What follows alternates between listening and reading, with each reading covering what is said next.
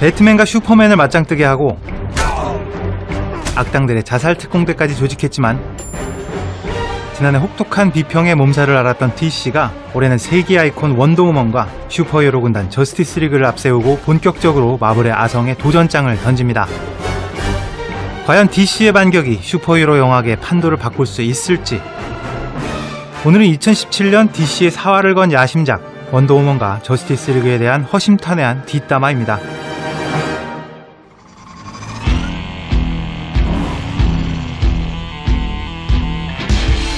DC의 최대 적수는 마블이 아니라 잭 스나이더라는 말이 있을 정도로 저스티스 리그를 이야기하면서 잭 스나이더 감독을 언급하지 않을 수가 없을 것 같습니다.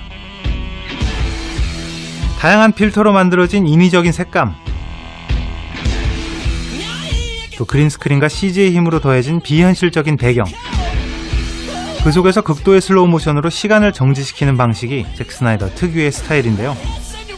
이런 그의 영화를 한마디로 정의하자면 움직이는 코믹북이라고 할 수 있습니다. 그의 대표작인 300을 예로 들어보면 마치 정지된 코믹스 지면을 움직이는 화면으로 보는 것처럼 원작 그래픽 노블과 영화 장면이 1대1로 부합할 정도로 놀라운 싱크로율을 보여주고 있습니다.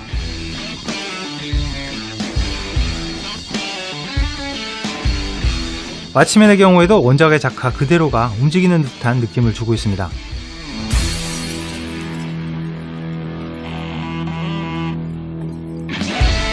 그동안 많은 사람들이 잭 스나이더의 DC 영화 연출을 반대했던 이유 중에 하나가 이 무분별한 슬로우 모션의 남용 때문에 장면 자체만 강조되고 정작 중요한 이야기와 서사가 소홀해진다는 지적이 많이 있었습니다.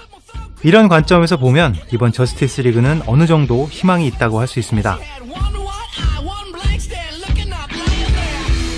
잭 스나이더 영화 중에서 슬로우 모션이 등장하는 모든 영화는 레리 퐁 촬영 감독 한 사람이 촬영했습니다.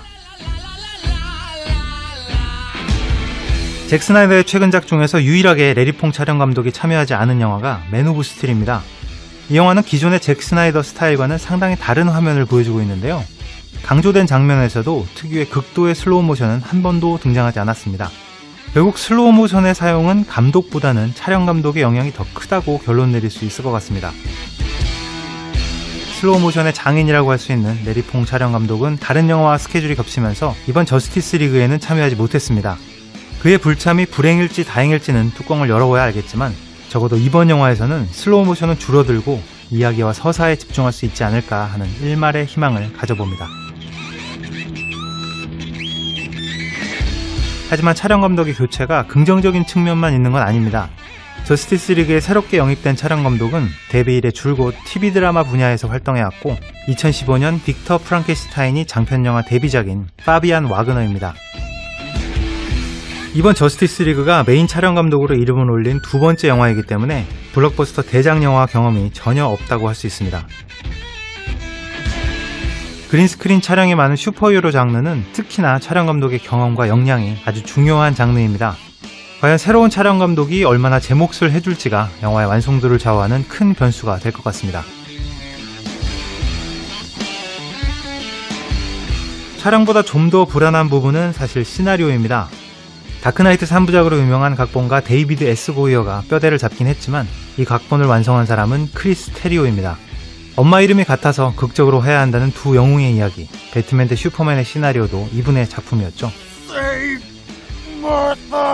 사실 가장 걱정되는 부분은 이번 시나리오의 기본 스토리를 만든 사람이 다름 아닌 잭 스나이더 감독 본인이라는 사실입니다. 잭 스나이더가 지금까지 직접 각본에 참여했던 영화는 300, 서커펀치, 그리고 300의 속편이었습니다. 세간에 알려진 저스티스 리그의 제작비는 2억 5천만 불, 우리 돈으로 3천억 원에 육박합니다.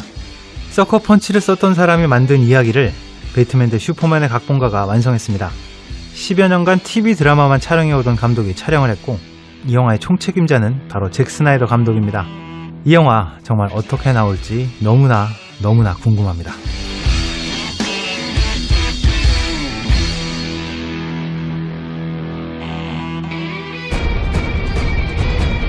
원더우먼의 연출은 2003년 샤를리즈 테론 주연의 몬스터로 데뷔하면서 평단의 큰 호평을 받았던 패티 젠킨스 감독이 맡았습니다. 일단 긍정적인 면이라고 할 수 있는 부분은 여성 슈퍼히어로의 대명사 원더우먼을 여성 감독이 연출하면서 남성 편향적이었던 슈퍼히어로 장르의 새로운 시각이 기대된다는 점입니다. 또 몬스터의 각본을 직접 썼던 감독의 역량으로 봤을 때 입체적인 캐릭터의 구축이나 드라마적인 요소를 잘 이해하고 활용할 줄 아는 감독이라는 점도 눈에 띕니다. 더불어서 젠킨스 감독은 2012년 토르 2편의 감독으로 영입되었었지만 영화사와 의견 차이로 프로젝트를 떠났던 전례가 있습니다. 이런 점을 감안한다면 주관이 뚜렷하고 지향점이 확고한 감독이라는 것도 예상할 수 있을 것 같습니다.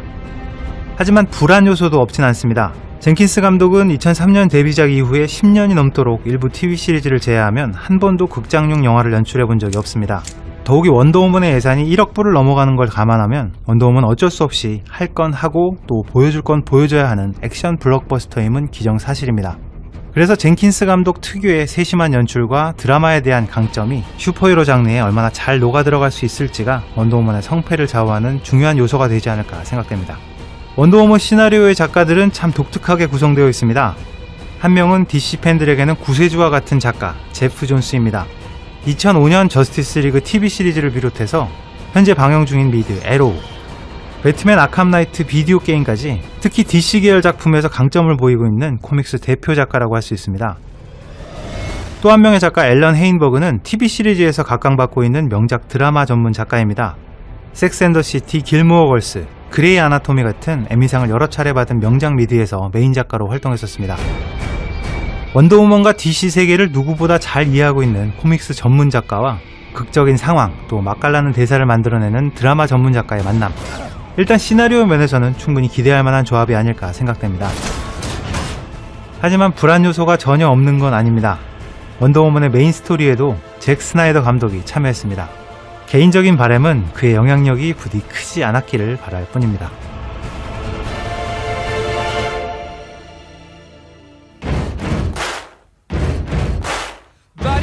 DC가 올해 2017년에는 과연 지금까지의 부진을 서력할 수 있을지, 아니면 여전히 스파이더맨과 망치든 꽃미남 왕자를 내세운 마블의 승리일지 무척이나 궁금해집니다. 한 가지 확실한 건 승패를 떠나서 올 한 해를 빼곡 채운 다양한 슈퍼히어로 영화를 기다리는 것만으로도 충분히 가슴 설레고 흥미진진한 한 해를 보낼 수 있을 것 같습니다.